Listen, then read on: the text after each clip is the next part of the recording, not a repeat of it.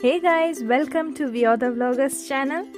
Today we are going to see how to make Dalgona coffee. So let's check out. First, take a bowl and add 2 tablespoons of instant coffee powder, 2 tablespoons of sugar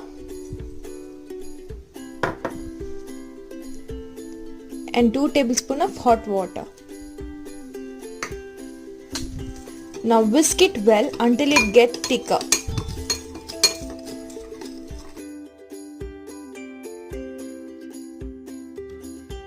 You can even use electric beater for this, but I am going for spoon.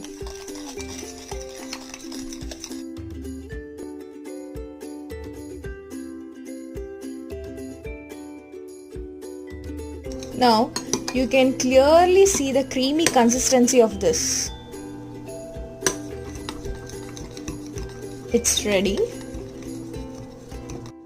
Now take a glass and pour some cold milk into it.